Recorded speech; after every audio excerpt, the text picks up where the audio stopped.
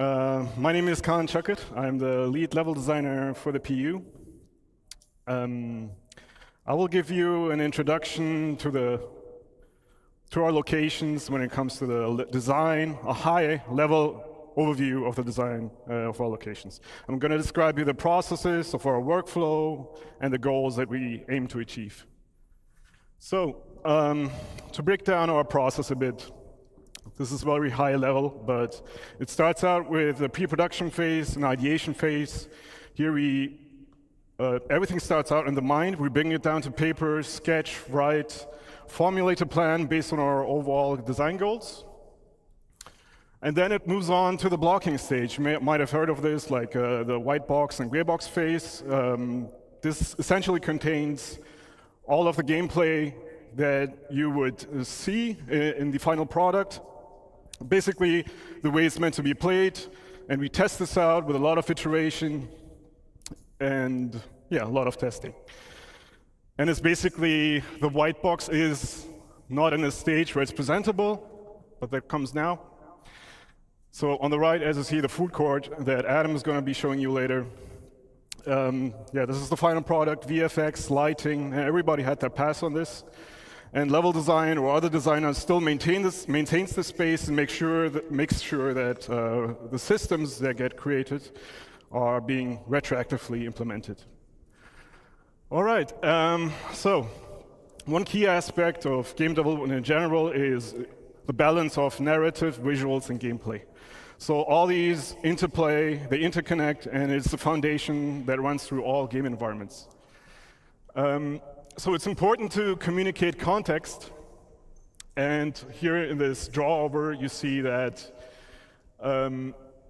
narratively, we see sort of a dangerous environment. The spiky shapes here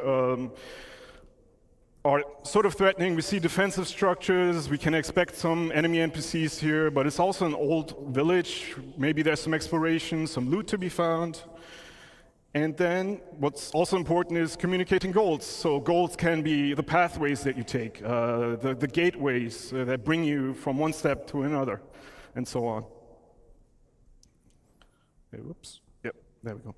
Okay, since we're a sandbox game, accommodating playstyles is pretty important. So playstyles meaning going guns in blazing, shooting at everything and everybody, going more of a stealthy, infiltration-y pathway if you wanted to, but also all the social aspects that you know from Stanton.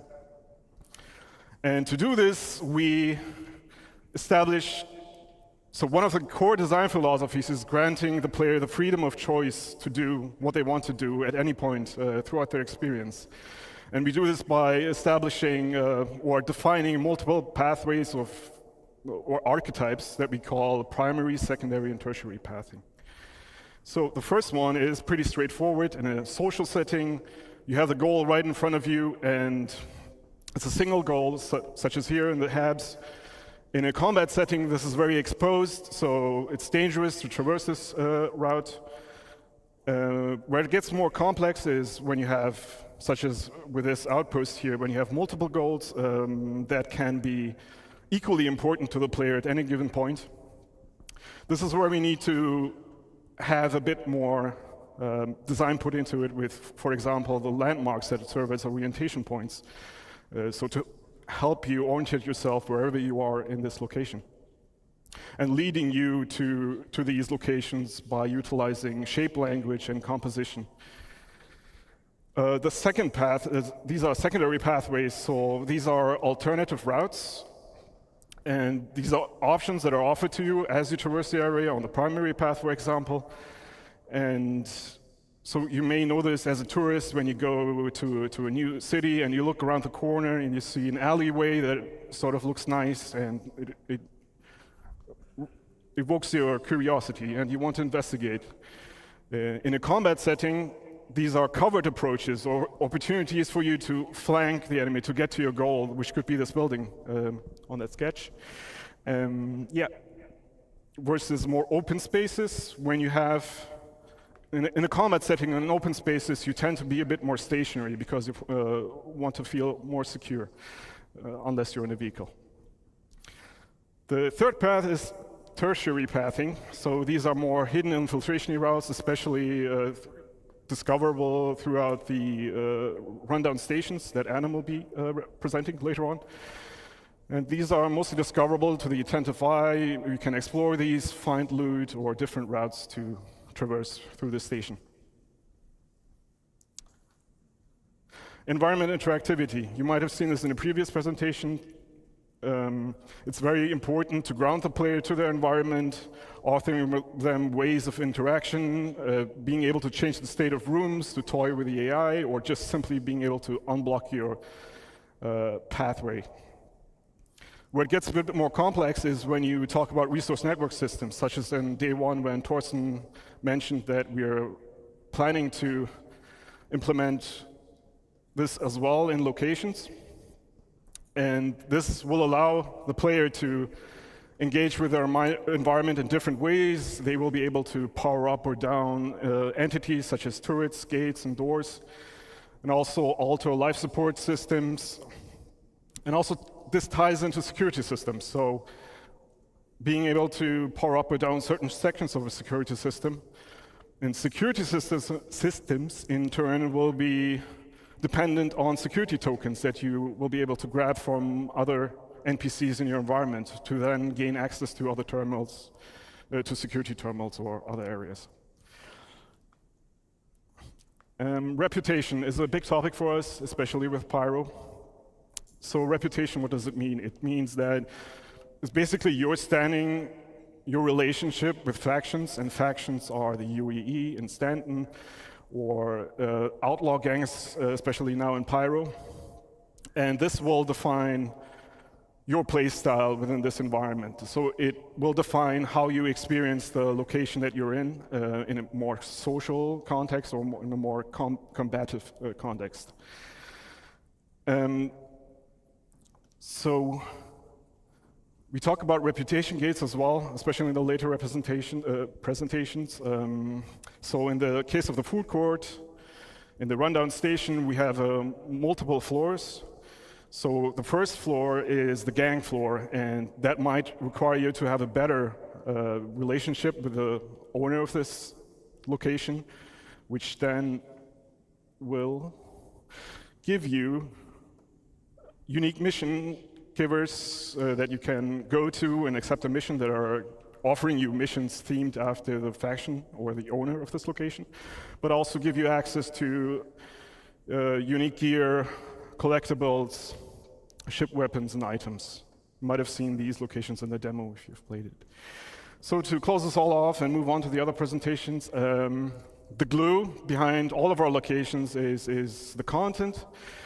It is the reason why you go to these locations in the first place, and our main goal right now is to not have that divide between social and gameplay as much as we do in Stanton, but mix it up a little and make that dependent on the reputation that you have with the factions or the owners of these locations. And yeah, we're looking into more content. As you've seen listed there, there's a bunch of new stuff coming as well. With the later presentations, for example, with the logistics hubs in the second portion, we're also looking into rates. But yeah, that's it for me. I will pass it over to Eddie now. Hope you've enjoyed this. Take care. Bye.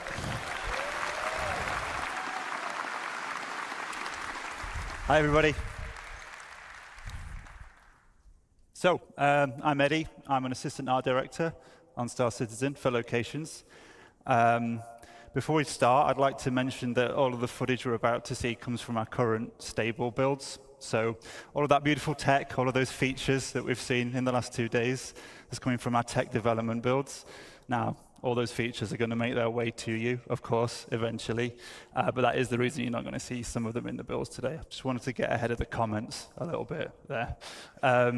So with that said, what am I going to be talking about? Well, I'm really excited to show you that the hard work that the Sandbox One team have been doing to expand our new outpost locations. I'm going to start by going over how we've expanded the library and what that means we can now achieve with the new locations, and then how we achieve that variety from the library by categorizing our locations into both archetypes and themes, and what that means for you as a player. So I don't know if you remember this, but at CitizenCon in 2021, we showed this new style of outpost for the first time. Now, at this point, we had our art style locked in. We'd worked on our library of content to the point where we could make smaller locations like this one, but with a limited amount of variety between each one. And this is what that library of modules looked like at that point. We'd established our main building modules, as well as some of our larger buildings and a number of smaller secondary and dressing and standalone modules. But each outpost couldn't be too large without there being some obvious repetition between the modules used. So let's have a look at that library today. So, in order to achieve that greater visual and design delta between each outpost and have them not feel like exact clones of one another, we've massively expanded our module library in terms of breadth and depth. And what I mean that, we go broad by making more modules with different purposes, and we go deep by creating multiple thematic overlays for each of those modules as well. And I'll go into what that means a little bit in a minute. But the challenge of a sandbox location like this, as you can see, it's not about building a single unique location. That can be quite straightforward, to be fair. It's about giving our artists and designers the building blocks, the affordance to build multiple locations that all feel somewhat different, even if they do share that same basic DNA. So it's about creating both the ingredients at the same time as the recipes, and making sure all of those flavors work in harmony with one another for both visuals and gameplay. So every individual part has to take into consideration all of those design philosophies. So every single module has to take into consideration those design philosophies that Khan mentioned. But we also have to make sure that they work with those same principles when an artist or a designer combines them into any one of a number of different layouts. So the more ingredients we have to work with, the more recipes we can create. But with that complexity comes the challenge of keeping everything harmonious. So we like to think we've done a pretty good job with that, but that's me. Using this expanded library, we've been able to increase the individual location size because there's less of that obvious repetition between buildings within any single location. And we can't really call some of these large locations outposts anymore. They become something more like settlements and imply a larger and more established community.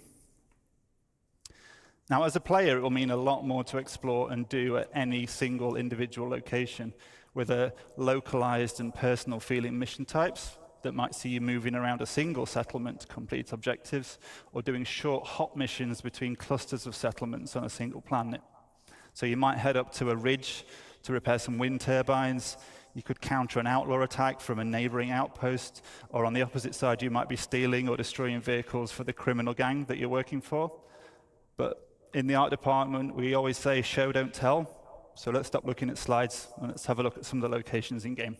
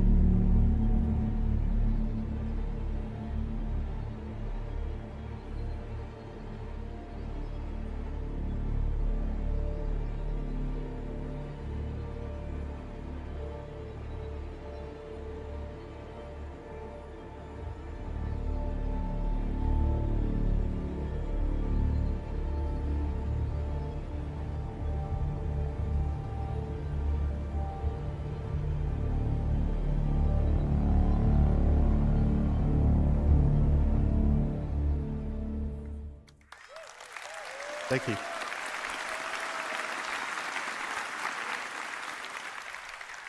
So what flavors of Outpost did we just see there? Well, we categorize them in two different ways, as I said, and then we mix and match those categories together to provide that variation. Now, the first and primary category is the archetype, and they provide that core gameplay hook and define the main function of a settlement. So scrapyards have a landing pit module for repairs and refueling. Mining operations can have a refinery module and ore extractors for resource and commodity trading. And trading posts themselves allow a broader range of item purchases through the dedicated trade building module. And I mentioned earlier some more like general mission types that you might find that would be agnostic of archetype, and the archetypes themselves reflect that primary gameplay function of a settlement, but there's also a middle layer. Of course, we don't want these locations to just be a glorified shop or repair station, so there's to be more secondary activities to do locally to an outpost that are also defined by its archetype. So you may find scrapyards can offer salvage-related gameplay and missions. Trading posts can also offer delivery missions or hauling and cargo gameplay, and farms can offer crops and fauna as resources for gathering or trading. So with archetypes as our primary category, in addition, we mix in a secondary category, and these are the thematic overlays. Now, at the moment, we have two main themes. Internally, we call these independent and outlaw. So themes offer additional variation on top of the archetypes to inform the look and feel of a location, not just visually, but which people you'll interact with there, how they'll respond to you based on your rep, what types of missions you'll have available to take on. So themes don't change the fundamental architecture of a space or the archetype of a location, but they do drastically alter the mood and feel, as well as altering the gameplay experience significantly. And again, let's take a look at the first of our themes, our independent theme.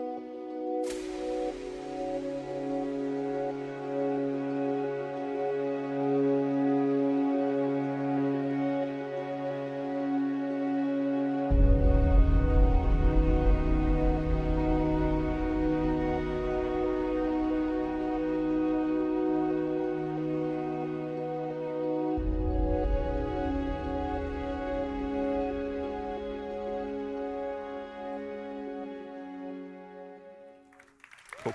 Thank you.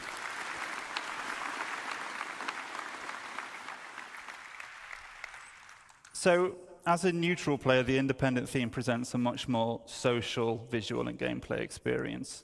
The primary visual read across both themes, so across both Outlaw and Independent, comes from those common architectural forms, and they're generally all more rounded and soft in shape, and the building manufacture techniques are more robust and primitive, with single-story dwellings built from stucco and bare metal.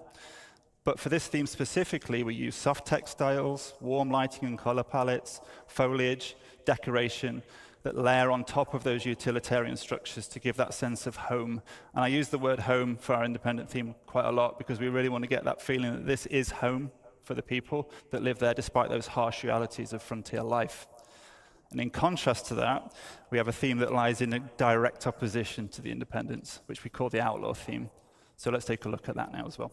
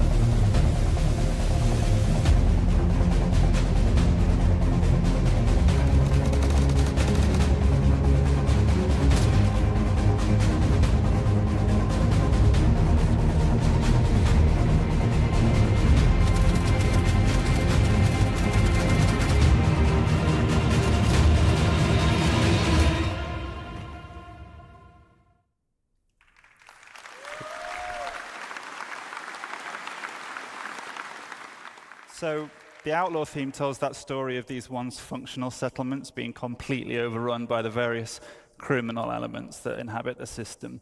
And visually, we have themes of a regressed and subverted civilization. So we layer on top of the architecture these spiked and aggressive forms, and we have evidence of a squalid living arrangements, and lighting comes from fires or poorly maintained fixtures. Some spaces are going to be recognizable as deformed versions of the independent theme, but some have been completely changed to more nefarious purposes. And while both themes employ all of the various alternative pathing and traversal considerations that Khan detailed just earlier, the Outlaw spaces are weighted more towards combat.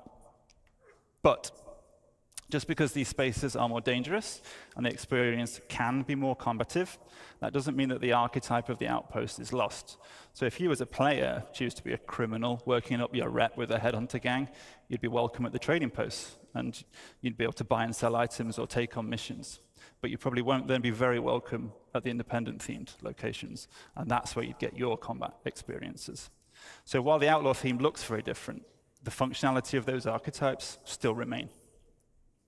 So I've talked about the kinds of outposts we've been hard at work on, and I hope you've enjoyed checking them out over the last 2 days in the Pyro demo. It's really made me very pleased to see people playing our content at last, so thank you for that. But where are we heading from here? Well, I hope it should be obvious that we're going to get these out for the first Pyro release. We still have some final optimization and polish passes to do across the whole library. We're also going to be expanding the amount of these locations throughout Pyro and beyond, and our tools allow us to do that very quickly now. And we've got the library as well to do it. And the new outposts are not limited to the Pyro system. They're completely system agnostic, so you can expect to see these outposts in other systems as well. And of course, we're going to look to add more ingredients, more of those modules to the library as well, to further expand the variety and depth that you'll be able to see at these new locations. We want to encourage more on-foot gameplay within a small ecosystem of a planet to give that more localized and personal feeling experience. Our goal with these locations, as with many of the others we're going to hear about today, is to continue to work on the gameplay so that every location offers a rich playground to explore. And I guess I'd like to finish just by thanking everyone for listening today. It's really great to see you all. And I'm going to pass you over to Nick, who's going to talk about some locations that are coming in the nearer future. Thank you. Bonjour tout le monde.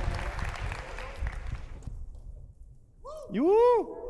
We are French Canadian on the here. Cool. All right, guys. My name is Nicolas Pinchot. I'm from Montreal. I'm assistant art director, and I'm here today to show you the next new Derelict Settlement we did. But just before that, I just want to say thank you to everyone who worked on that mandate. You guys made an awesome work. I'm super happy and proud to be here today to show you that, all of you guys, and to the world. So let's cut to the chase, and let me present you the new Derelict Settlement.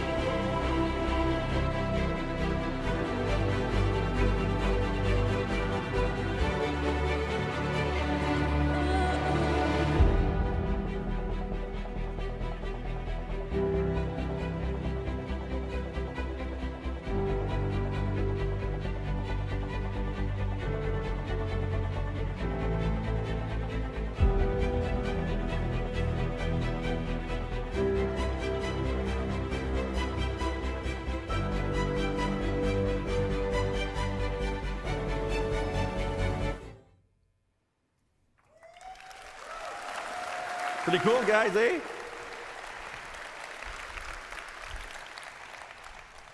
Oh, by the way, we made more than 4. It's not just 4. We made more than that. So we split those settlements into categories, social and hostile. In the social one, we will have drop-off mission, shops, food, loots, and drinks. And hostile one, obviously, will be more focused combat. Let me show you what it looks like.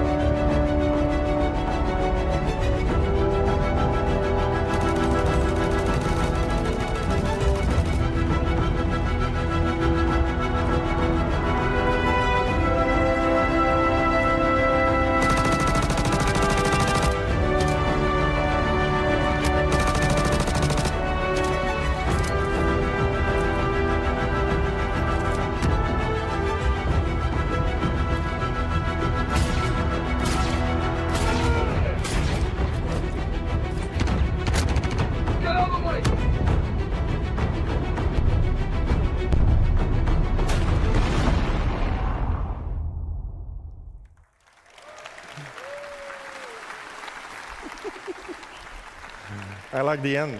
The end's awesome. All right, in summary, guys, we're going to have a lot of new location on planets, links with nice mission and good gameplay. And the most important, all those locations will be in Q4 this year, available in the game.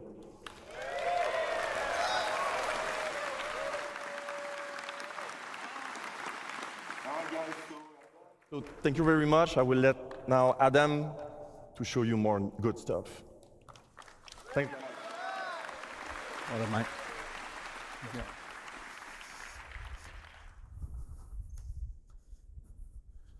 Hi, everyone. All right. So, welcome to Rust Up Stations. I'm Adam Sanders, lead environment artist for EUL1. We're excited today to show you our efforts for the Pyro Rest Stop Stations. So, what are Pyro Rest Stop Stations? Well, these are stations reinvented. These have new themes, archetypes, and gameplay to support new and interesting experiences. Aside from the social aspects, there is gameplay and exploration on the location. I've hoped you had a chance to play the demo over the past couple of days. I know I've spoken to a few of you. It's pretty good, right? Yeah? It was a sneak peek of our current progress. Let's kick off with an overview of the Pyro system. For the Pyro system release, we plan on 6 planets and 26 stations, including jump point stations that connect for Stanton and future systems such as Magnus. Rest stop stations are either in rundown or abandoned states. Citizens of Pyro, the rough and ready outlaws, and Xeno threat may control these. Our focus today on the rough and ready owned Pyrotech Amalgamated Fuel and Resource Station, Planet 2, Lagrange Point 4, otherwise known as Checkmate Station.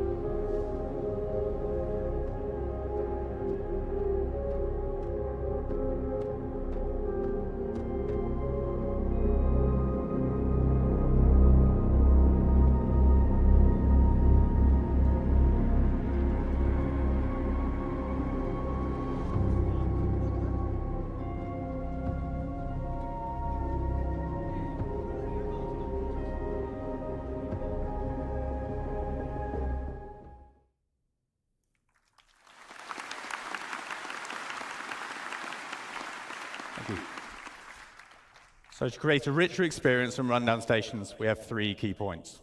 So increased reputation gives you access to new areas, unique gear, and mission givers. It also relates to basic functions such as the hub clinics, which need at least a neutral standing with their owners. Combat can take place anywhere, including social areas. Numerous options for environment traversal and enhanced environmental interactions. We aim to include new substation areas such as the workers area, lower deck, and maintenance areas. These areas will offer unique content, more environment interactivity, and interconnection between areas. Our journey begins when the player arrives in the entry deck view room. The entry deck serves as the first barrier between the outside world and the interior of the station. Some inhabitants are prevented from going inside and are stuck here with no means of getting out. Slums are formed beneath the bridge, smuggling routes established. Some shopkeepers will sell you water and food on your way into and out of the station. Let's have a look.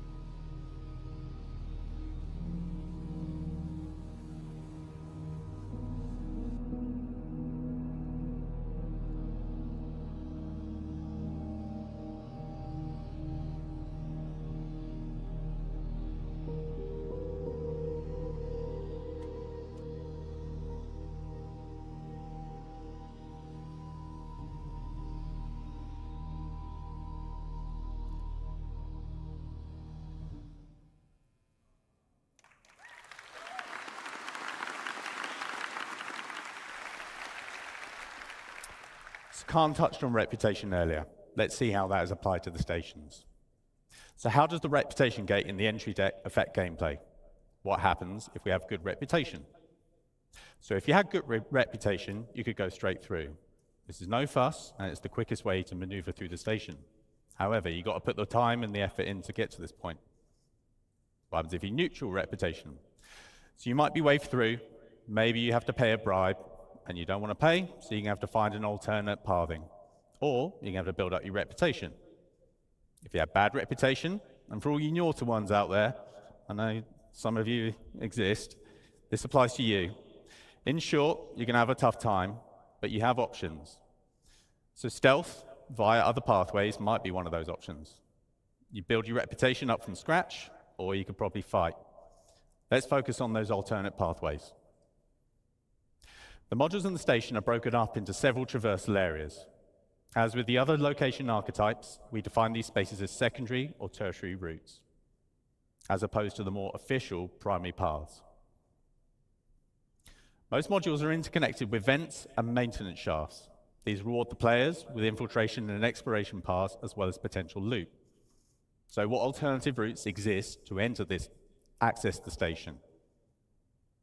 We'll offer the opportunity to access the station through multiple EVA points on the exterior. It gives you the choice on how to tackle missions and reputation issues. These alternative entries allow the player to circumvent the ATC loop completely, useful for when your reputation with the owners would normally prevent you from going through more official ways. These serve as spaces that provide content aligned or against the owners of the station.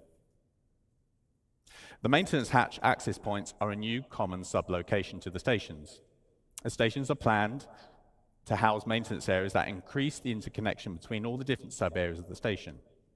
They act as alternative pathways the player can take to traverse from the entrance area to the Galleria, for example. Now let's have a look at our main social space. The market. A central location for the controlling faction, it houses all their nefarious activities. You can participate in their endeavors if you have the right rep. Let's have a look at some of those key features.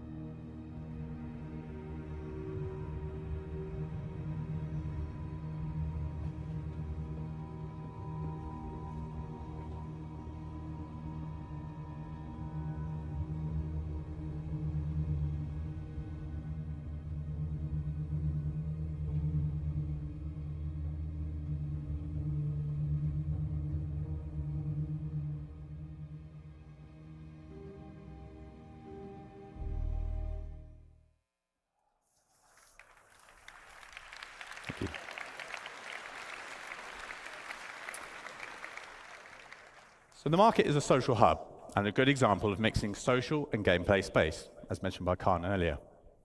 Another reputation gate can be found in the market. The ground floor is open to the common public. The upper floor is reserved to rough and ready outlaws and their associates.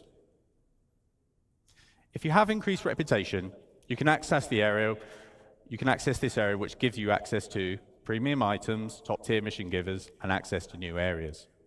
We plan to house mission givers in both tiers that will give you unique jobs to further your reputation and fame across Pyro. Now let's have a look at another theme. Abandoned is a new, non-social location theme. Let's have a quick look at the current abandoned area on Checkmate.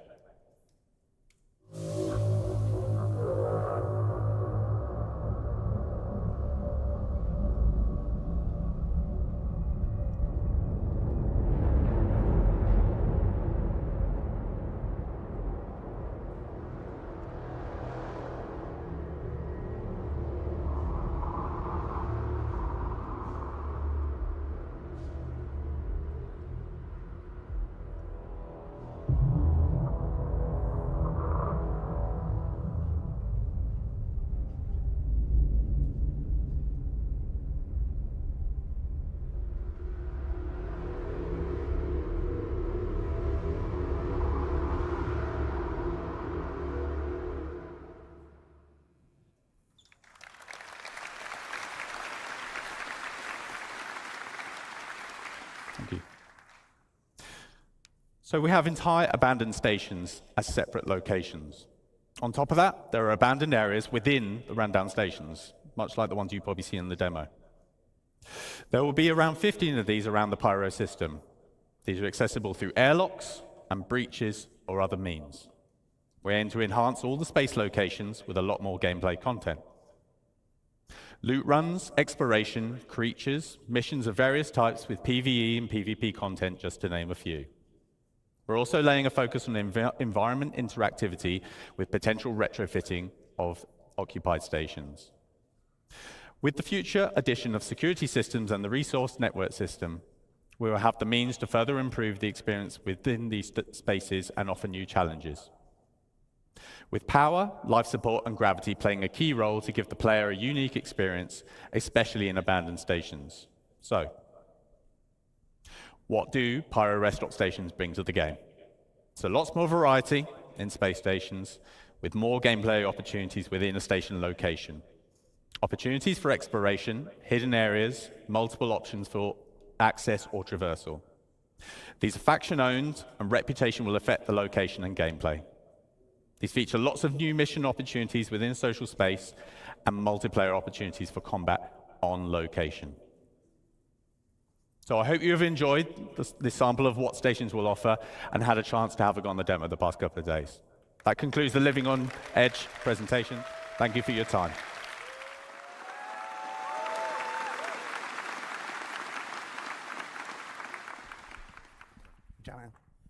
Hey, everybody.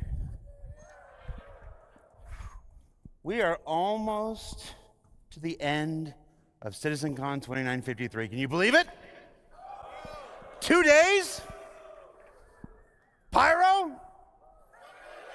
Star cloth?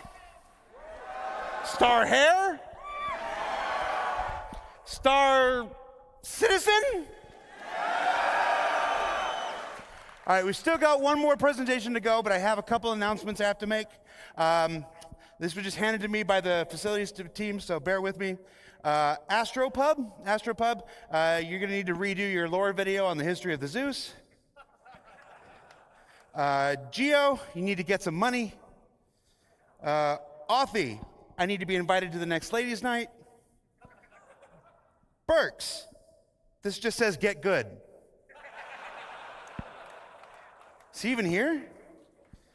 Fastcart, slow down. Gabby, just thanks for my bracelet. And Salty Mike, don't forget to pick up your check on the way out.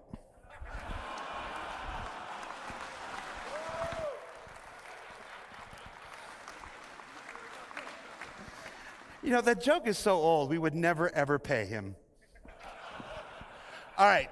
So the only real announcement I have is that Hall B is closing at 4 o'clock. So that's approximately 15 minutes. So if you wanted to get merch or anything else, you wanted to peek at one last community booth, you've only got about 15 minutes left to do that before we close Hall B. In Hall B, the last 2 days, we've had our good friends at Atmo Esports. We're running their fight and flight competition. So I would like to invite 2 of the members of Atmo Esports, their founders, their creators, the big cheeses at the top, Crucian and Corsair. Come on up, man.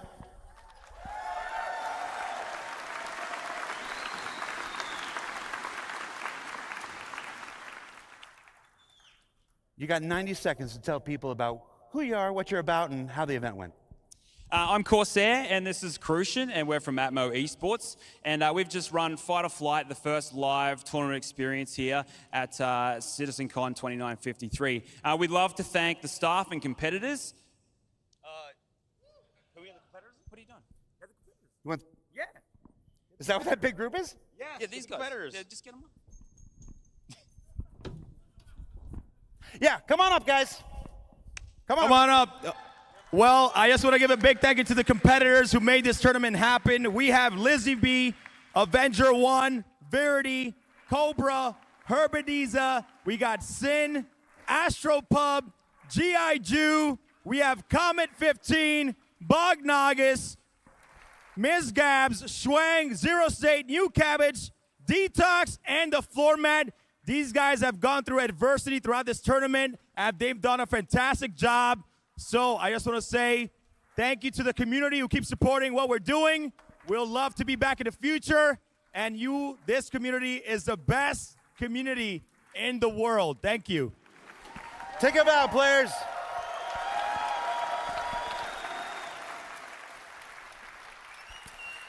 And of course, if you were here watching this, you can check out the stream, the Hulk event, up on their Twitch channel, I presume. Yep. I should have checked beforehand. Thank you very much, everybody. Watch your step on the way down.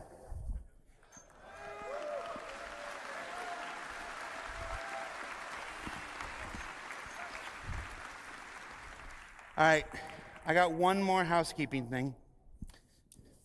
There's a person not many of you know.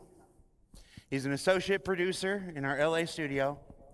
And when the workload for this event became as heavy and as detailed as it was, we turned to him to help with our broadcast this weekend, and he rose up and he excelled like a champion. So I would like to formally introduce you to Dan Howbrick, who's been co-hosting the event. Dan, get on up here, man.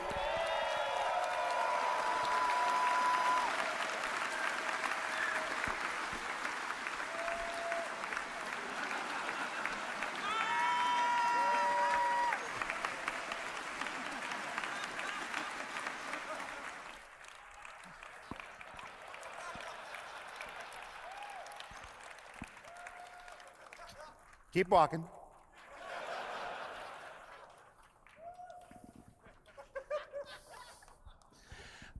Now, we've got one more presentation. That's Destination Adventure. You're gonna see more about things underground, things up in space, and things I'm gonna let Todd Pappy tell you about. And then, of course, we'll let Chris Roberts come to stage, return to stage, and close out the event proper. So this is a sign-off for me. Thank you so much for being here at CitizenCon. And on behalf of Tyler and Leah, if I may, thank you for making this event possible. And you're gonna love what you're about to see, everybody.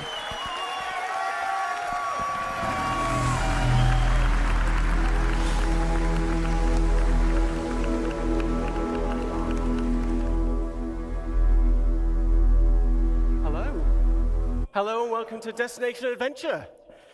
My name is John Griffiths. I'm the lead environment artist for EU Sandbox 2, and I'm the product owner for the distribution centers.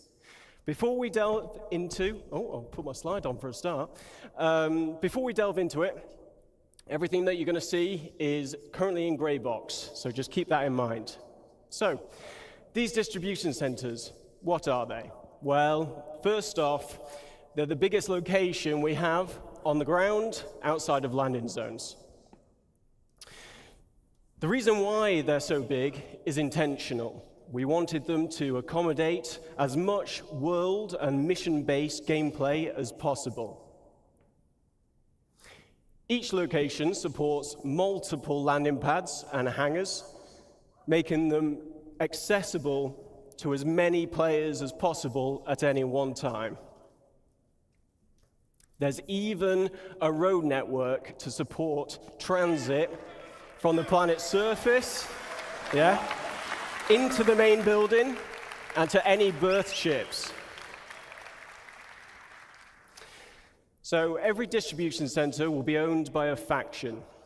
Depending on the faction and where the distribution center is located on the planet will determine its specialism. Now, each specialism will lend itself to different missions and gameplay opportunities. So let's talk about some factions for a moment. So an example of a major faction would be the UEE. Now, at their distribution centers, they're likely to be more specialized towards military supply, research and development, or communications, depending on which branch of the UEE it is. They will have a much stronger military presence in the area, and missions here may be more hostile with combat-orientated, team-based raid opportunities. Other examples of hostile gameplay that we're thinking of is hacking and stealing, searching for and destroying a specific item, tracking and eliminating any VIPs, and everyone's favorite, eliminate all. Grey Cat Industrial would be an example of a minor faction. So their distribution centers will be more specialized towards gathering resources, manufacturing, assembly, shipping. There would be a security presence here, but it won't be that as strong as a major faction. Our missions here would be more suited to friendly gameplay loops, though we won't be ruling out hostile missions like corporate espionage. Yes, some other friendly gameplay types. Cargo hauling, like I said, resource gathering and mining, maintenance of the location. But you know, that's enough of me talking about it. How about we show you where we're up to with these distribution centers?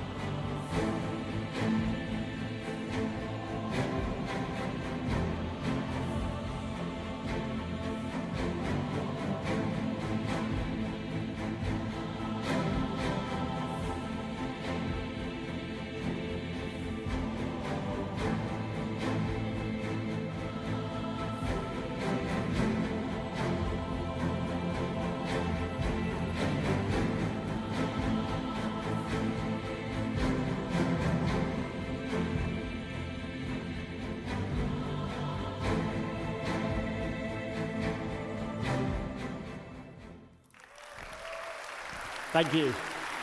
So to talk you through the corporate spaces at these locations, please welcome Rainer Rick to the stage.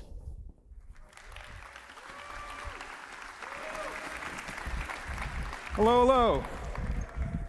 So my name is Rainer Rick. I'm a lead environment artist at the Montreal studio, and we've been working with John's team on the distribution centers. So John just showed how massive these locations are. He also presented the industrial sections on the ground level, and I'm here to present the administrative area of these facilities that the Montreal team has been working on. So they're located above ground, just below the tower highlighted in the picture. Inside, you'll be able to explore the corporate office space and interact with the administrative personnel. Accessible via the lifts in the hangars, and also the industrial sections we saw earlier. In addition, we've added also landing pads in front of the lobby, specifically designed for smaller ships and ideal for short stays like pickup or delivery missions. And we can't ignore the fantastic views we have from these platforms, a reminder of the vastness of these facilities. Now, let's step inside the lobby. You'll find the atrium, which is a central point of the administrative area, providing access to various locations of the corporate space. Within this space, you'll find the reception desk, and as a newcomer, you'll be expected to report here first. So here you can hand over your deliveries or pick up packages and earn reputation points with that faction. So also expect to see corporate ownership reflected through branding, color schemes, and product placement throughout the corporate hub. And with the use of overlays, we'll be able to swap these out depending on the ownership. And here's an example with Grey Cat showcasing their vehicles and some shiny armor. And back on the topic of reputation, as it grows, you can expect to gain access to the executive office spaces. From here, you'll meet with unique quest givers And depending on your reputation level, you'll receive various mission types, either friendly or hostile. And finally, the distribution centers were designed as an evolving location. We've built this with future expansion in mind. And in the back of the lobby, for example, doorways could eventually lead to additional office space. So, enough talk. Just before I show our progress so far, I want to give a big thank you to the Montreal team for their work on the administration area. Thank you. And as John mentioned, we're still in gray box phase, so just keep that in mind. But let's take a look.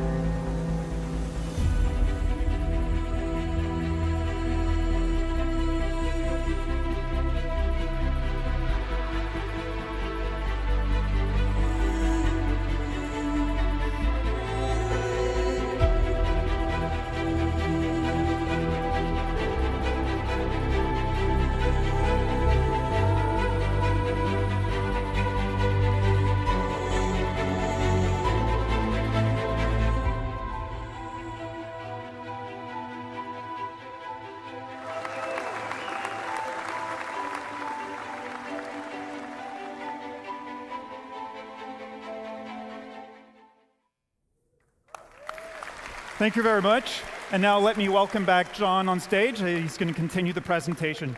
Thanks a lot, guys.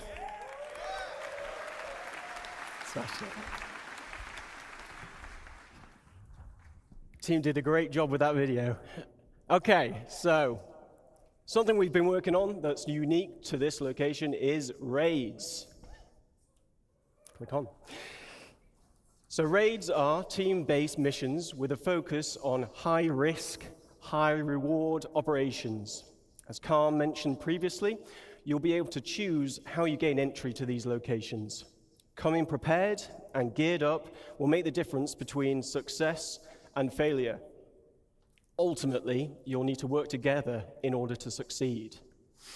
So these raids will have you breaching the interior of the main structure, highlighted here. Now, each interior will comprise of rooms that reflect the location's specialism. For example, a shipping-focused distribution center will have rooms dedicated to the storage of cargo. Looking to the future, we're planning on having distribution centers with subterranean levels that will be accessed from this interior space. These will expand upon and increase the difficulty of these raids. Now let's take a look at one of these raid missions in action, but please note that this is early gameplay prototype of a raid.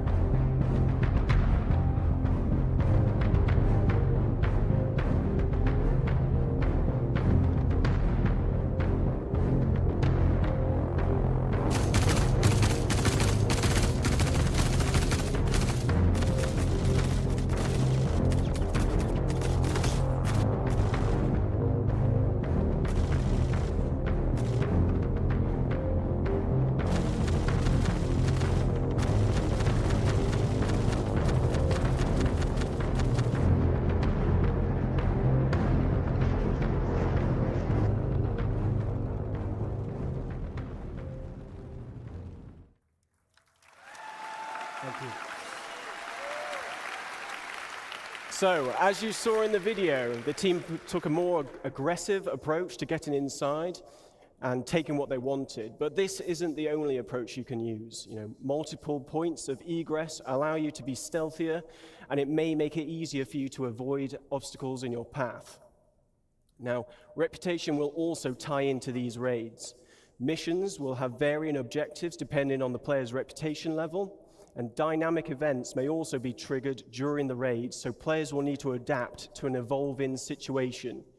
This could range from dealing with additional security personnel to other players arriving to defend the location against you.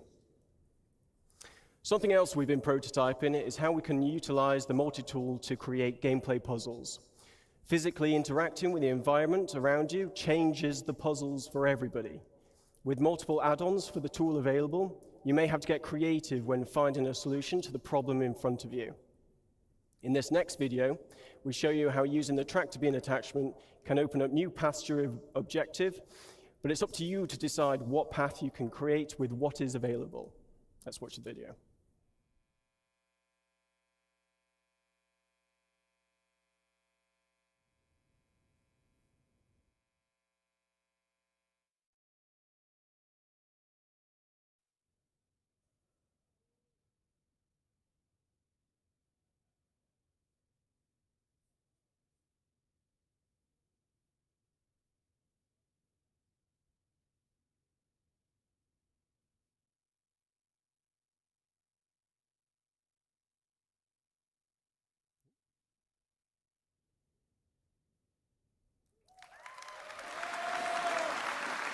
So, yes, thank you. Now, obviously, it was, this location would be possible with several people at CIG, so thanks go to Manuel, John, Jack, Martin, Farouk, Luke, Chris, Mustafa, Sam, Tom, and Rob. You've been excellent. Thank you to Rainer and his team in Montreal. None of this would be possible without their efforts.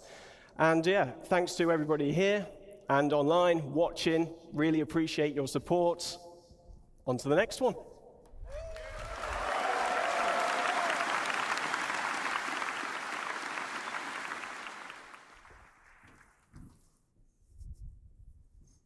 Hello. This is a good segue from the distribution centers, as I'll be talking to you about different aspects of cargo and freight on behalf of Art and Design. My name is Nick Etheridge, and I'm an Assistant Environment Art Director. So obviously, cargo isn't just about boxes. It's a big part of the game. Almost every aspect of the game has some kind of involvement with cargo. And I'm going to briefly go through some of them now. So let's start with missions. How will hauling contracts work in-game? We'll be introducing the Interstellar Transport Guild, as well as formalizing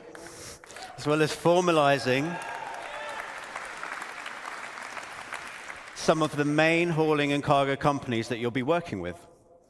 As you do more hauling contracts, you will build up your reputation and relationship with the guild. This will lead you to gaining more lucrative contracts for specialized cargo and destinations, such as different forms of hazardous cargo, perishable cargo, riskier routes, and more. So what do I mean by hazardous and perishable? Well, as you know, there's lots of commodities in the game, and different commodities have different properties. As you know, with events like Xenothreat, we have some special cargo types with different attributes, such as time-sensitive cargo or quantum-sensitive cargo. But those were a small selection for the event, and they were the two-handed carryable types anyway. We'll be expanding those types, plus lots more types, to the wider game and to these hauling contracts. So how does this affect gameplay? It will affect the choices you make when you are handling, storing, and traveling with the cargo. For example, with size and weight. Is it carryable? Do you need a tractor beam? What type of tractor beam do you need? Is it a handheld one or a ship tractor beam? Some containers can only be moved with ship tractor beams, for example. With health, has the container got good integrity? Is it holding fragile goods? Do you need to handle it with care? You can't just throw all containers about. For temperature control, do you need to ensure the container is powered so it can keep the contents cool? Or do you need to get to your destination quickly, otherwise the contents may perish? For security, can the container be locked or hacked? Can the contents be scanned, or is the container tracked? Will there be pirates or law after you when you're holding this container? Hazard containment. Is it radioactive? You might need the right protection against it, as you may have seen in Jens's presentation earlier. Can it explode? You might not want to put these containers on a more exposed section of your ship. And many of these attributes are going to be visually distinctive. So conversely, if you want to steal, for example, some cargo on a hull C, which does have very exposed cargo containers, you might want to avoid shooting blindly and accidentally blowing up your potential profits. So look out for those types of containers. Back to mission progression. We'll be introducing perks and rewards as part of fulfilling contracts and raising reputation with these companies. For rewards, we'll have branded ship and tool skins, branded clothing. There will be collectibles to decorate your hab, hangar, or ship, or you can put them anywhere you want. And there'll be more exclusive rewards that we'll be revealing later. Thank you. For perks, you'll get access to more items in shops and discounts on specific items. And all of these rewards and perks you need to earn in the game. You cannot just buy them.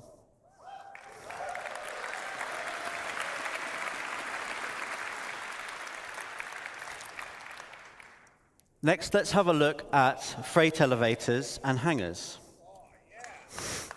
I knew you'd be excited for this. I'd like to show you a short video to demonstrate how freight elevators will change how you view your hangars and how you use your hangars.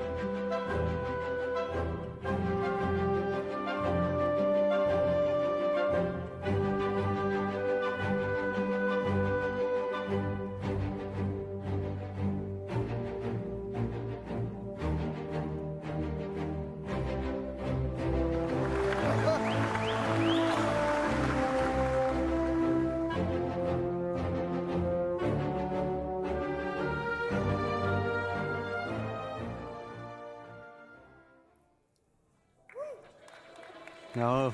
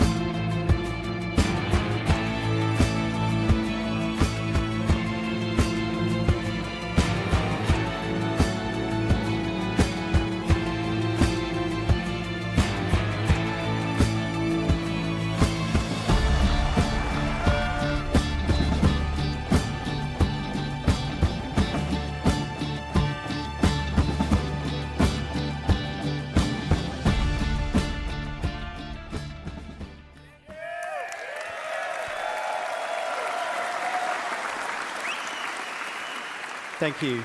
Thank you. So, as you can see, hangars, they will become persistent and personal, meaning you can stay there as long as you want. Whatever you leave there will persist and will be yours to use as you see fit. Your hangar won't just be a place that you leave from in your ship. It will become a key base of operations to handle your inventory and storage needs, and you'll be able to request your ships from an ASOP terminal from within the hangar itself.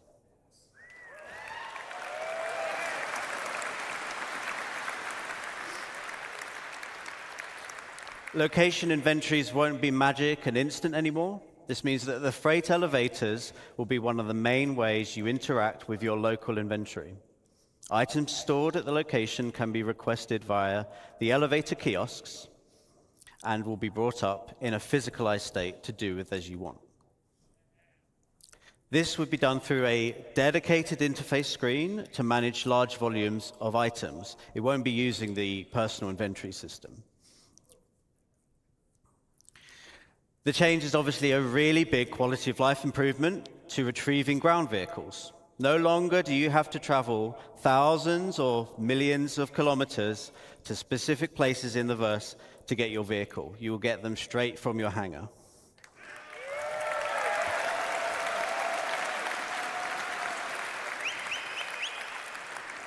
You'll also be able to bring up ship components, so your hangar is now more of a maintenance bay and outfitters where you can do repairs and swap around items and things like that.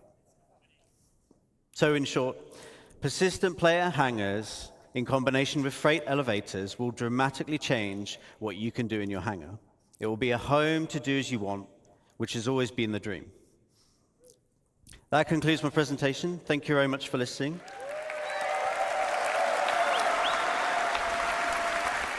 And I will pass you over to Todd Pappy.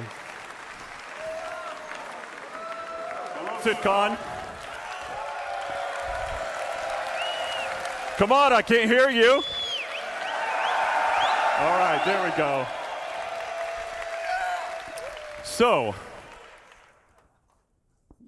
we'll be talking today about something special. It's an update on something that we talked about a little while ago, but we feel it's the future of Star Citizen, and it's the culmination of multiple different game systems coming together. So why don't you play the video?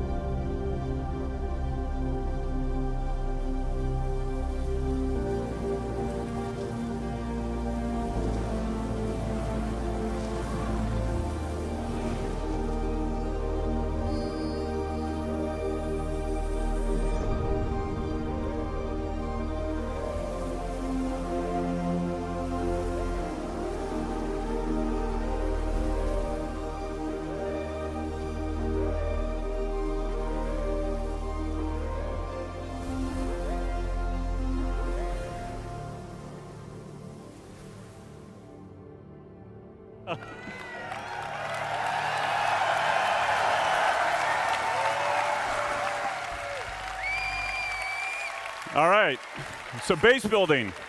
All right, it breaks down into two really large gameplay sections, planning ahead and prepping, and then you've got the on-site where you're actually gonna build. So with that, you need to figure out what your goal is. Is it to have a home with a nice view and relax? Is it to have a trading post where you want to create and sell items? Is it to gather resources available and move on to the next area? Or is it to be off-grid and be completely self-sufficient? So with that, with your prep and everything like that, we've got blueprints. So the recipes. Everything in the game is fabricated from a blueprint. Players acquire blueprints via reputation rewards, missions, or rare NPCs. With any blueprint, you can actually do research on it and then create different variations. With materials, ranging from the common to ultra rare, you might find them at the local shop or have to travel around the universe to collect them. Unrefined, refined, simple materials, or even complex components will all go into the fabrication. With this, then you've got location, location, location. First area is high security, so you must purchase the land. The base is actually invulnerable because of the planetary shield tech. A security will show up to protect it as well. You pay for the privilege, you're taxed.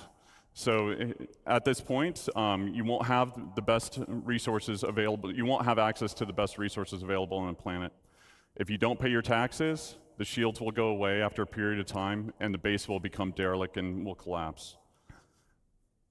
But this is low risk, low reward. Then you've got low security.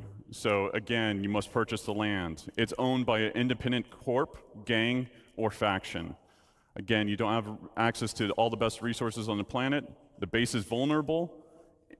AI NPCs will show up and protect the base if it's attacked.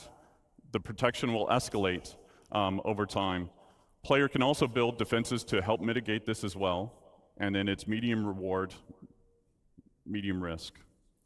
Then you've got lawless. So this is no protection other than what you build. There's shields, anti-air. Players can disable the shields by getting close to them and destroying them. High risk, high reward. Since there's no taxes, no protection fees, you get a high return on the resources that you collect. Now, there's some cross-shard and server meshing considerations that will kind of adjust this design in the future, but we'll get into that later once we're really building it. So from here, you've got the tools. So this is what we would consider a surveyor. With this, we want to actually cater to everybody's playstyle, whether you're solo or in an org. With this, you've got different buildings that you can produce, from small, medium to large to XL or XL. So with the surveyor tool, you can only build the small buildings. With a vehicle, you can build small and medium-sized buildings. With the Galaxy, you can build small to large structures. And then obviously with the Pioneer, Pioneer can do it all. And it still works as a mobile base. And we'll talk about some of the more expanded features that we're adding to it in later on. So, and then it's also, we're exploring what can be done in space, not just on the planet. So from here, you set off on your journey. So with the land claim, you put your tool down where you want, you launch the drone that is built into the machine, and then from there, this allows the player to access the base building and also land claim mode. With the land claim modes, the player can actually change the size and position of what area they want to claim, and it also shows you the cost and taxes associated with it. If it's in a taxable zone and you don't own the land, this interface will default to it. So if you own the land or it's in a lawless area, it'll automatically go to base building mode. So with the overhead view of the land, you can actually place down buildings exactly where you want. You can see the resources beneath the surface, and then you can also place multiple buildings before you actually build. So you can see how it will all kind of come together. You'll see the resources that are needed for it. And then you can also switch back and forth between different modes, which are showing off the resource network and how you link basically power generators to consumers. And then the player can move or deconstruct existing buildings right now with no charge. Fabrication. So when you basically build these buildings, they don't come with any furnishings. And if you didn't bring any with you, then you want to build a fabricator. So depending on what you want to build, there's different sizes of them that support buildings from decorations, armor, weapons, components, and even ships.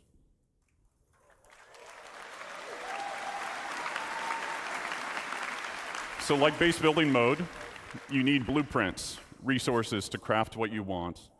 Everything fabricated is produced from it produces a physicalized entity. Stats and quality will depend on the quality of the materials actually used.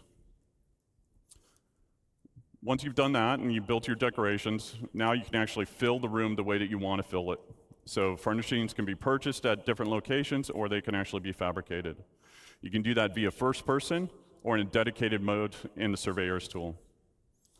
With that, you've got different types of buildings. So you've got utility style, which would be garages, freight elevators, landing pads, storefronts. And then you've got extractors. So with extractors, we want to make sure that nothing in regards to resource gathering is fully automated. A level of player engagement is always needed. So as Nick talked about before, there are different types of commodities, radioactive, perishable, et cetera. What you'll be doing is pulling out full containers. Then from there, it'll be repairing, or there's wear and tear associated with it, or even misfires like you saw in Thorsten's talk and Guillermo's talk yesterday. There's also upgrade paths for making them more efficient or resilient. Power generators. So with different types of power generators, there'll be some that are more cost-effective as well as effective in different areas. Solar panels will not always work in darkness. Fuel generators will need to be filled up every now and then batteries to store excess power. Then you've got producers. So things that will require the players to combine different resources to produce new items. And then you've got defense. So anti-air, anti-personnel, and then shield generators. And then the big one. We start development Q1. So that's me. Thank you all. Thank you for coming. It's wonderful to see you.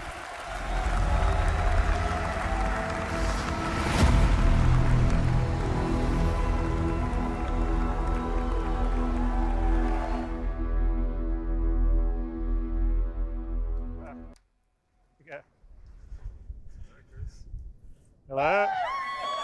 Hey, everybody.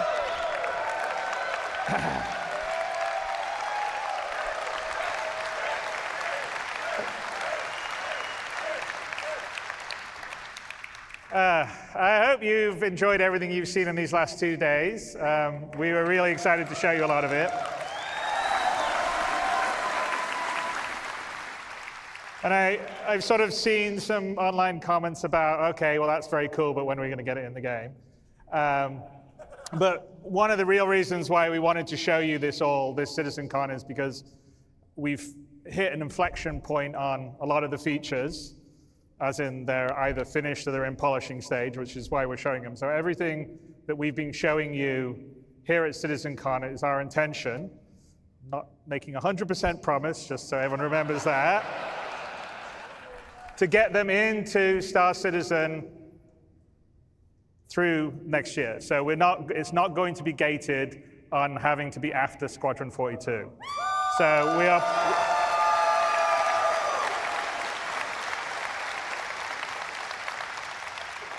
So we're planning over the Q1, Q2, Q3, Q4 of next year. Hopefully, everything that we've shown you, you will have in your hands playing inside Star Citizen. So,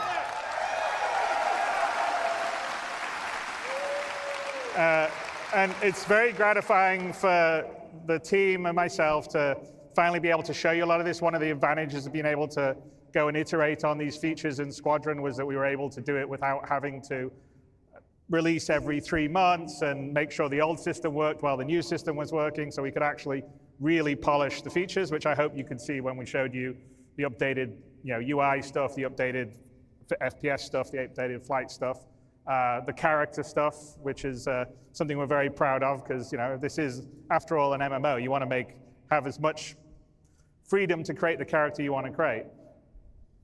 So, as you may have guessed, and Brian Chambers may have let slip a bit earlier, we are feature complete on Squadron 42.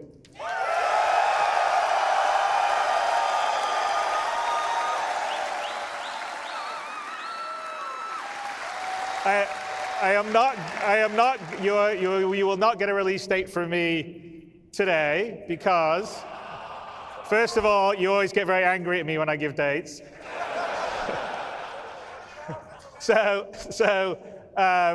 It will be when I know that we're fully about ready to print the Gold Masters, but it won't be just yet. But we prepared, the Squadron 42 team prepared a small video for you. I may be lying, it's a bit bigger than small.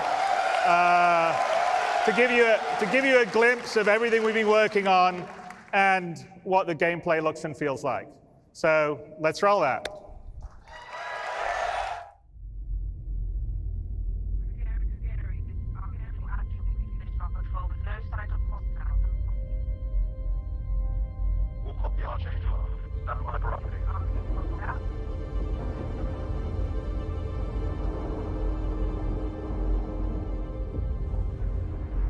Archangel 6, come in. Go for 6. I'm getting a faint contact on bearing 287. You picking that up? Yeah, got it. Scanning now.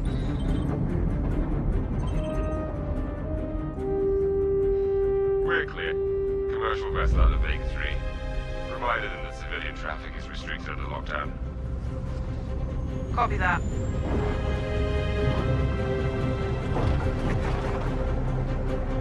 Archangel, this is Krugeri. Come back, Krugeri. Redirect to sector 7 Bravo Echo for immediate tasking. Copy that. On our way.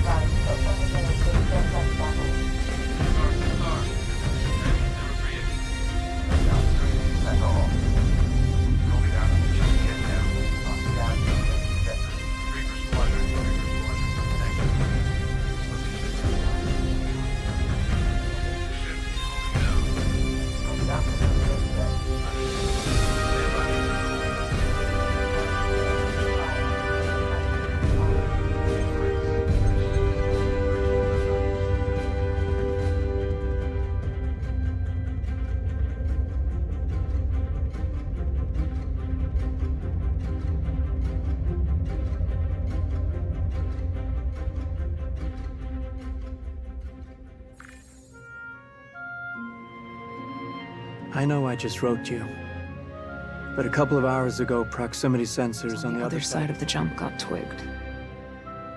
Word is it might be that clan we've been battling with. I guess that last fight didn't scare them off off. quite like we all hoped it would. Honestly, we've been out here so long, I don't know what to Pull for anymore. I just wanted to let you know. I'll write as soon as I can. Stay safe. Your loving son.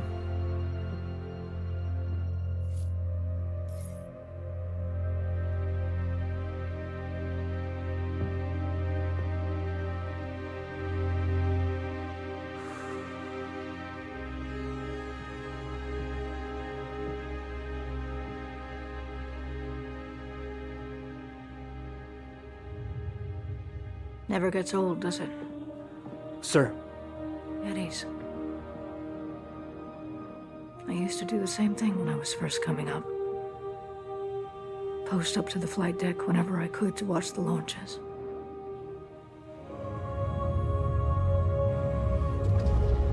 Have you seen the F-8s up close? No, sir. The thing's a beast. Nimble, too. 12 maneuvering thrusters and 3 mains. It sure sounds like it. Sir.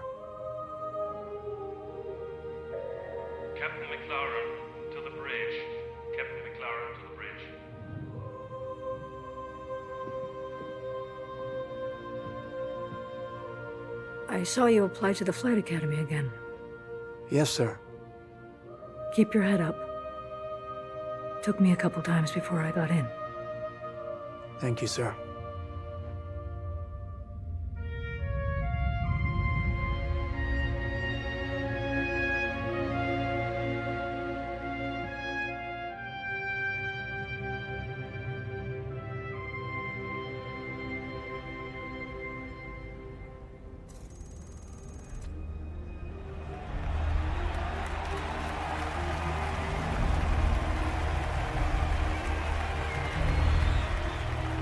Welcome to Cloud Imperium Games Manchester Studio. I'm Chris Roberts, and I'm pleased to announce we have just passed a major milestone. Squadron 42 is now feature complete and has entered its polish phase. To celebrate this milestone, we've gathered some of our core leadership together to share what this means.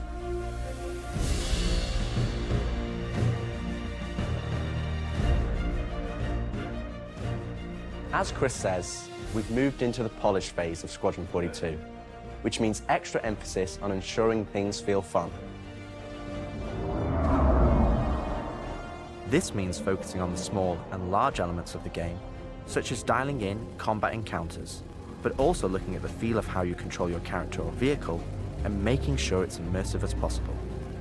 We've paid extra attention to how your character reacts when in their ship, so that you feel like an actual pilot, whether that's firing your weapons, taking hits, or punching the afterburners to get to cover. Ship AI has also seen huge improvements, with closer engagement distances and more varied behaviors. And with our new precision targeting mode, the action has never been as close.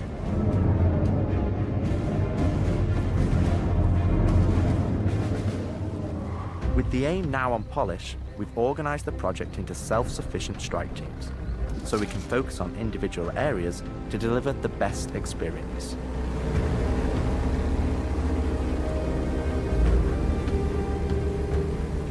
Get out of sight. The Cutlass is going to spot you.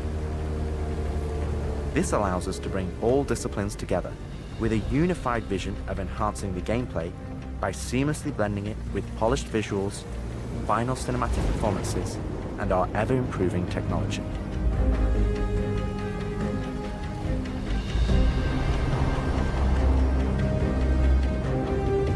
You didn't see the boat, kid. You're good to keep going.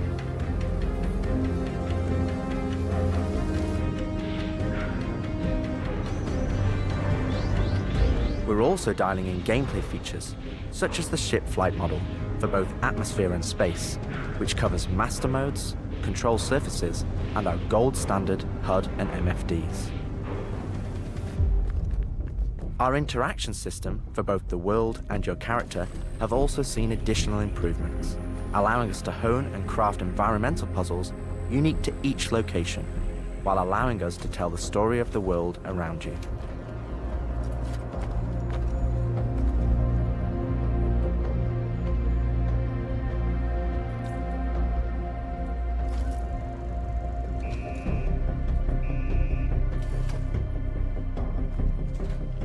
The military multi-tool is an essential piece of equipment for every pilot that integrates all attachments into a single handheld device and allows us to create really interesting challenges, including physics-based puzzles using our updated rope tech.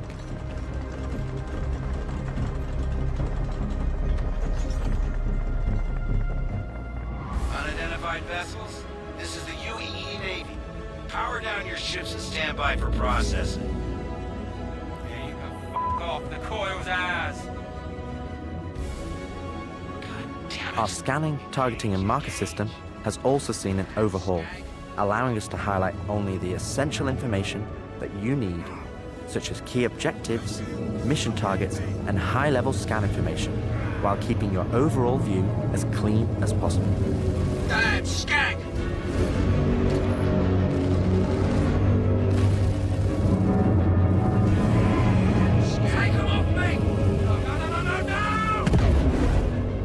Tactical FPS combat and stealth, which has seen a suite of improvements, from improved looting, weapon feel and balance, realistic scopes, and smoother locomotion, alongside our new and improved FPS radar and scanner that provides you an overview of the battlefield, but at the cost of ramping up your own emissions. We've also seen the introduction of our Maelstrom-powered destructible environment, which adds a layer of dynamism to the experience alongside our improved AI that can now have hundreds of combinations of traits that allow us to create unique and challenging combat encounters that really push your tactical awareness and skill.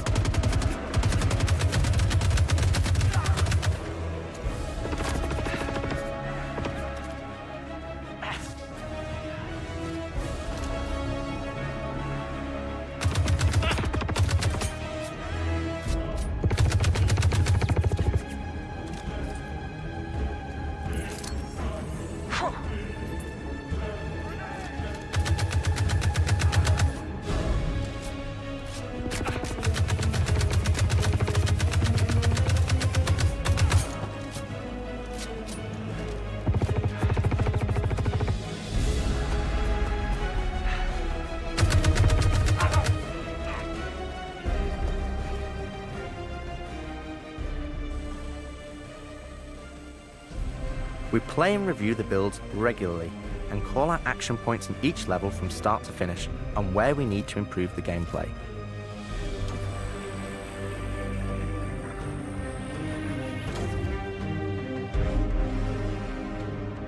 This is an incredibly rewarding stage of development for me and the team, as the ultimate vision of the game is realized, allowing us to craft an experience that we can be really proud of.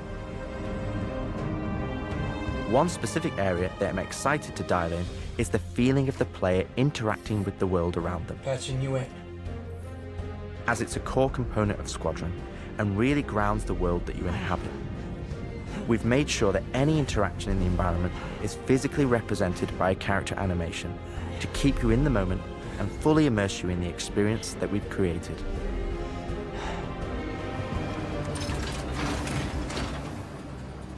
Ultimately, this is the final phase of gameplay iteration before we fully transition into optimization and stability on the road to release. Here's your trail. This is Colton. Come back. Always trips me out to see terraforming setups like this. Web tried explaining how atmosphere processors work. Really shows how far we've come. What the hell is she? With the transition of Squadron to polish phase, we've had the opportunity to find additional moments within the existing narrative to add subtle interactions where appropriate. It's been tremendously exciting to play through these areas and find places to augment the mood, support gameplay, and further embellish our story and characters. So yeah, man, I can't believe it. They said I've got to wait another 2 years before I can reapply. So that's why I figured I'd get a job trying in security, because that's, you know, I can get some hours flying in the cockpit and whatnot. Can't hurt, right? Exactly. We've also been capturing pickups for our lead female player character, as well as wildlines for our various enemies that you all will encounter throughout the game on both foot and in your cockpit. These consist of a range of responses and reactions that you as the player can trigger, which has been the culmination of efforts by the gameplay and AI teams. This means that you're going to have to tangle with some very smart and reactive bad guys to complete your mission.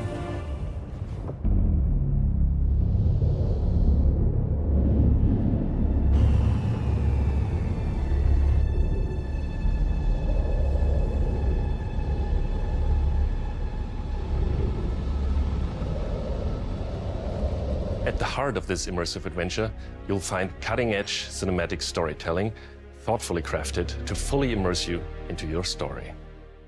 We fight today! So in 40 years from now, when you're surrounded by everything and everyone you hold dear, and they ask, what did you do in the Battle of Vega? You can look them in the eye and say, I held the line.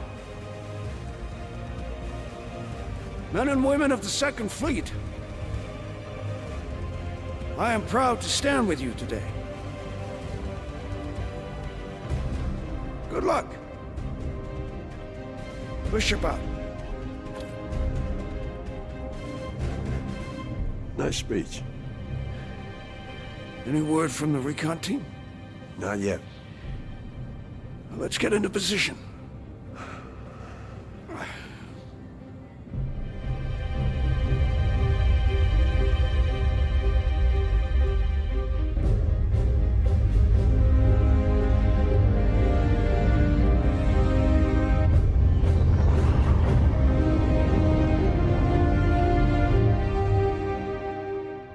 Throughout the polish phase, our team is taking every opportunity to push things to the next level.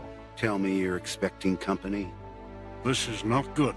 The Cine team is focused on finalizing edit lock on all of our big action as well as all smaller character sequences. I could have pulled this off at the Galactopedia. Yeah, probably, but I think their solar mass calculations are wrong, though. Well, this is ridiculous. How so? We are now able to adjust our shot composition to final cameras thanks to recently crafted space vistas and level art being content complete now. It'd be nice to know how much of a shitstorm we're flying into. More like a hellstorm, Blue. One you ain't gonna fly out of. Shut up. Now, I hadn't seen another ship that wasn't trying to kill me in days, let alone a hauler, let alone a Jean. So you can imagine my surprise. Detailed lighting passes can be done on hero sequences so we can show our cast and convey their emotions in the best light possible. And we're making sure our cinematics are triggering as fluid as we can craft them so they form a coherent concerto with the rest of the player's narrative experience. Mr. Wexler, this is Lieutenant Commander Colton. Oh, Commander, hey. Julian Wexler, I'm the field manager of this little operation. Welcome aboard the Archon. What brings the Navy to this little corner of the universe? We got you flying with Lieutenant Commander Colton. He's one of our best. As others will share, this is the most rewarding chapter of development, which allows us to truly experience the visceral and oftentimes emotional moments that our narrative provides. How did you handle it after Vega? I'm not sure I handled anything. It helps to remember that stuff like this is supposed to hurt. I've never been good at dealing with problems I can't fix. Well, this is one that you don't have to do alone. That's good to know. For the animation teams, polish phase means refining the social aspects of Squadron 42 that occur between the various missions and getting the behaviors implemented across all of its chapters. Here we're dialing in the hangar to make it as immersive and believable an experience as possible. That'll do it. Done. Okay, all right. Let's do this. I have to switch out so I can interchange on the hangar deck. We're getting a weird airflow. Turning out to another stuff.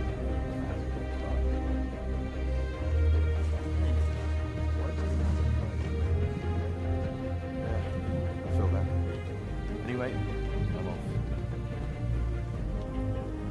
For example, we're launching off a space carrier, but we still ground the feel in real-world actions, refueling, repairing, and inspecting, and making sure that your next flight mission is a success. This means we're looking out for pops, hiccups, or awkward transitions, and ensuring that everything flows and looks like all the great mocap performances we've captured.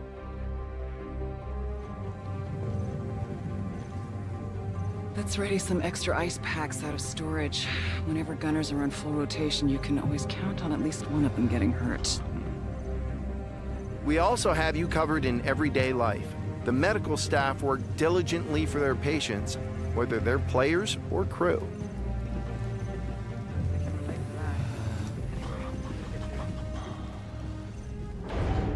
We really want you to feel part of an authentic crew, an important part of the UEE Navy in an enormous universe of people going about their everyday lives.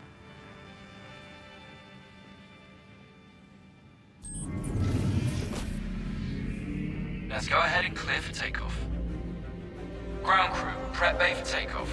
Copy that. Hangar, ready for launch. Takeoff approved, Baron 2. You have the ball.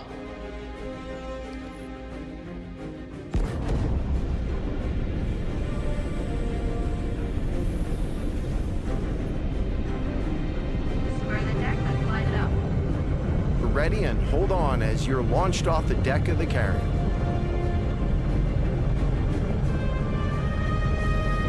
Baron 2, you are cleared for launch. Have a safe flight, Baron 2.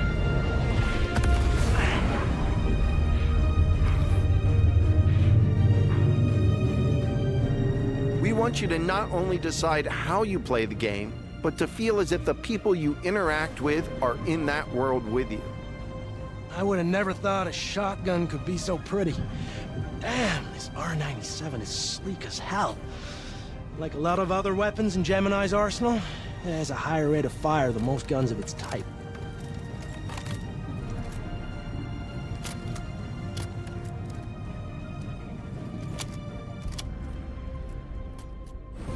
We're working to support a feel of authenticity through world traversals, running, jumping, and climbing, interactions with objects and the environment,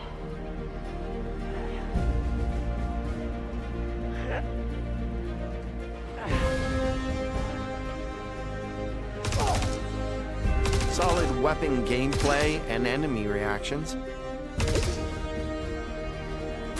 as well as combat realities, such as weapon malfunctions.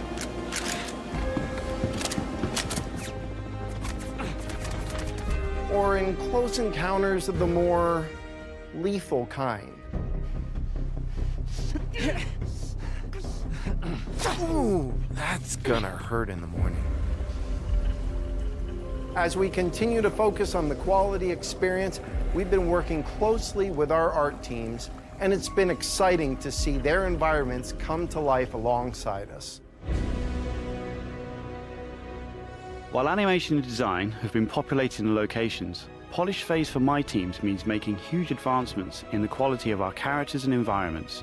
We've established our standard with recognizable characters like Mark Hamill, Gillian Anderson, and Gary Oldman, and we're now applying this to the rest of the cast and identifying any remaining tech requirements that need to be closed down.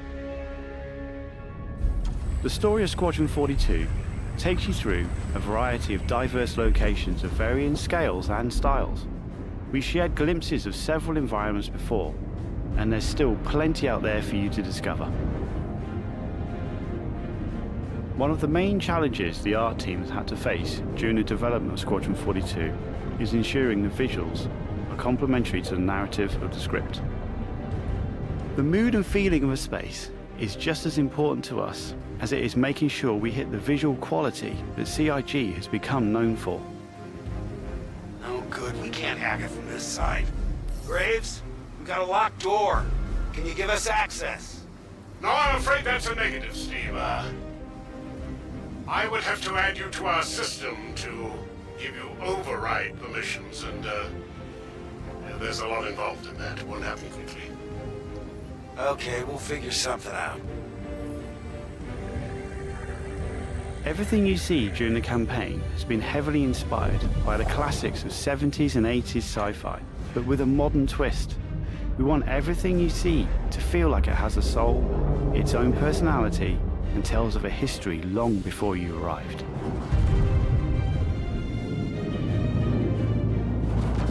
Crafting interesting flight spaces and their connecting tissue has been one of the more unique challenges we've needed to overcome for Squadron. Developing our VDB tech to blend seamlessly between tighter traversal spaces and into wider space vistas and planets has proved incredibly difficult but rewarding, ensuring that Squadron flows seamlessly from one chapter to the next, without interruption. Creating a diverse array of locations is essential to us. Our environments need to work from a variety of scales. We need to pay close attention to detail, whether we're working in a dirty engineering vent or navigating the debris of a dying star, wondering what may be around that next corner, or even who may live there, how would they have survived, and what state of mind may they be in.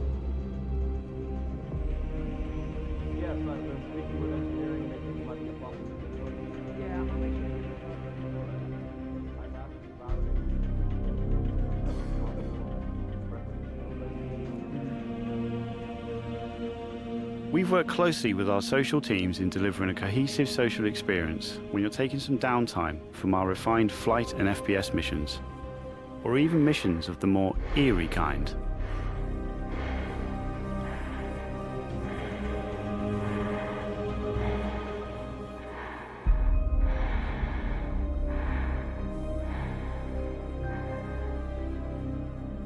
We'll be introducing new space stations on a massive scale, all brought together and designed to be as tangible as possible. We've thought about their function, their age, and tried to ensure there's a progression in artistic style with each station as you progress through the game.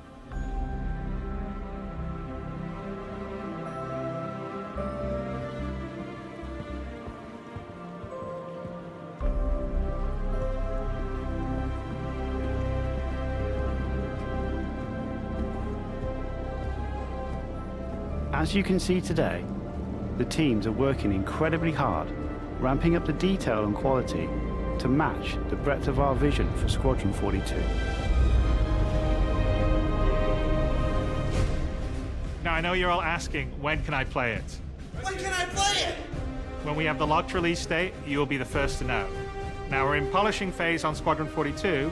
You will start to see a lot more things coming to Star Citizen, as well as overall progress on the persistent universe. The polish phase can take some time. We have come this far, and we want to make sure Squadron 42 delivers on the promise of being this generation's wing commander. Now, even though there's only a few of us in this video, I'd like to extend a big thank you to all our staff around the globe who have been putting their heart and soul into bringing Squadron 42 to life. And I would like to thank everyone in the community for your patience and your support. To paraphrase Admiral Bishop, when people ask, what did you do in the development of Squadron 42? You can look them in the eye and say, I held the line. I'm proud to stand with you. Thank you for making this game with us.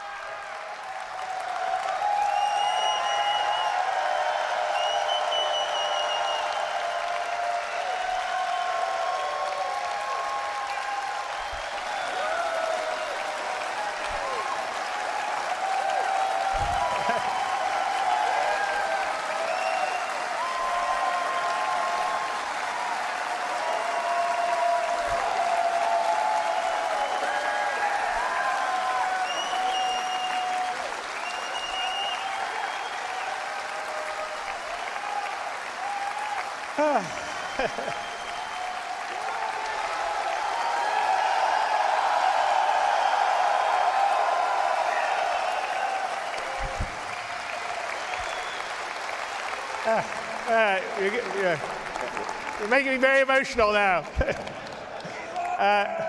Thank you so much.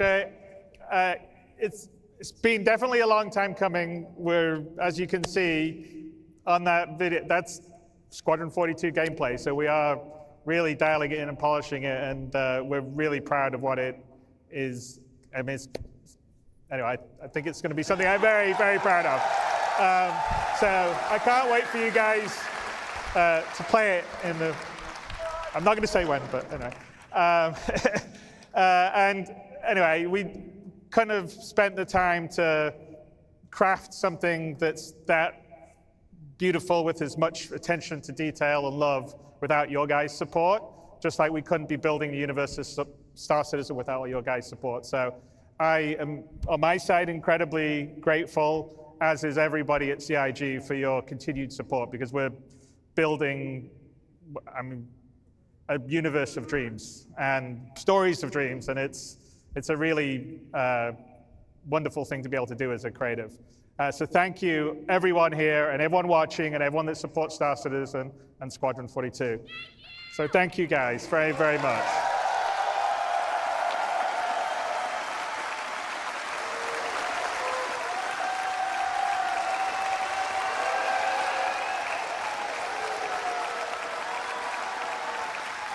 And then I'd like to call out everyone that's put the show together here. It's been an amazing job. Tyler Whitkin headed up, but there's a lot of other people. I mean, obviously Jared's been doing his great job emceeing.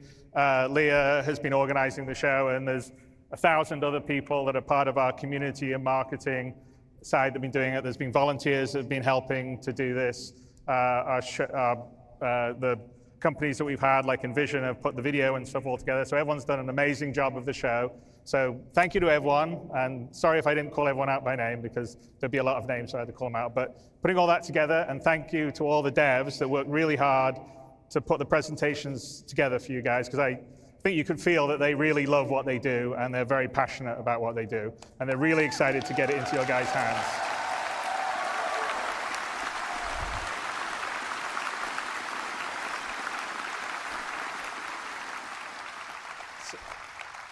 So anyway, with that, I think I would say thank you, everyone. I'm really excited about what we've got upcoming in the future, because a lot of the foundational tech, the persistent entity streaming, and you saw server meshing earlier on yesterday, enables a lot of the stuff that's going to come to the PU, like the base building and the persistent hangars.